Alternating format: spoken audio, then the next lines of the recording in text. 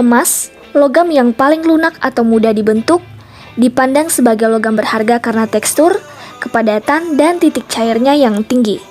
Saat ini, Indonesia memproduksi sekitar 4% dari produksi emas global. Setengahnya berasal dari pertambangan raksasa Grasberg, tambang emas terbesar di dunia di wilayah barat Pulau Papua.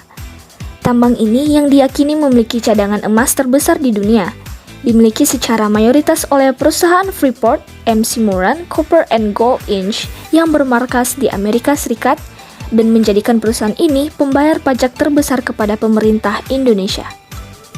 Pertambangan emas terbesar di Indonesia terletak di Papua, Sumbawa, Kalimantan Timur, dan Kalimantan Tengah.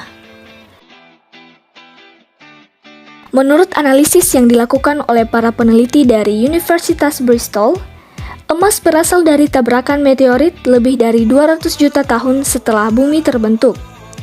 Dalam penelitian yang dipublikasikan di jurnal Nature itu, selama pembentukan bumi, besi cair tenggelam ke pusat planet untuk membentuk inti.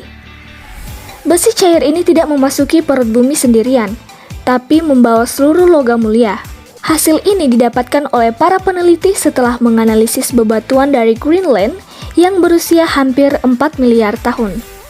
Batuan purba ini memberikan pengetahuan mengenai komposisi planet kita tak lama setelah pembentukan inti bumi tetapi sebelum tabrakan meteorit terjadi. Menurut pengukuran presisi tinggi dari dua isotop atau varian atom, tungsten menunjukkan bahwa meteorit yang mengandung logam mulia menghantam bumi. Tabrakan meteorit ini kemudian melapisi bumi dengan kandungan emas, platinum, dan unsur lainnya lama setelah rekan asli mereka menghilang ke inti planet ini. Setelah logam-logam mulia ini memasuki inti bumi, proses geologi kemudian membentuk benua dan memusatkan logam mulia di kantong-kantong tambang saat ini. Emas adalah logam mulia yang memiliki beberapa sifat unik seperti lunak dan mudah dibentuk, mampu menghantarkan listrik, memiliki kilau alami, serta mudah dicampur dengan logam lain. Karena keunggulan tersebut, maka emas dapat digunakan dalam berbagai bidang kehidupan. Yang pertama dapat digunakan sebagai perhiasan. Karena keindahannya dan ketahanannya, emas lebih umum digunakan untuk perhiasan. Sekitar 78% dari total penggunaan emas setiap tahunnya digunakan untuk membuat berbagai perhiasan kecantikan. Kedua, investasi. Nilainya yang tinggi dan cenderung meningkat setiap tahunnya membuat banyak orang tertarik untuk menjadikan emas sebagai alat investasi. Contohnya dapat berupa emas batangan dan koin emas. Ketiga, kesehatan. Emas merupakan logam yang sangat pas untuk dijadikan tambalan, crown gigi, dan peralatan ortodontik karena tidak dapat menimbulkan reaksi kimia dan alergi.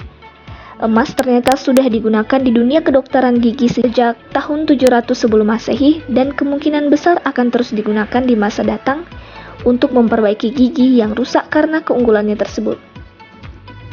Elektronik dan komputer. Emas adalah konduktor yang sangat baik dan mampu menghantarkan muatan listrik kecil. Oleh karena itulah, emas digunakan hampir pada setiap peralatan elektronik seperti televisi dan handphone. Emas juga sering digunakan pada komputer untuk mentransfer data secara cepat. Selanjutnya, penerbangan. Emas digunakan untuk melapisi bagian dalam kendaraan ruang angkasa, serta bagian dalam helm astronot untuk melindungi para awak kapal dari panas sinar matahari yang berbahaya. Selanjutnya, medali dan penghargaan.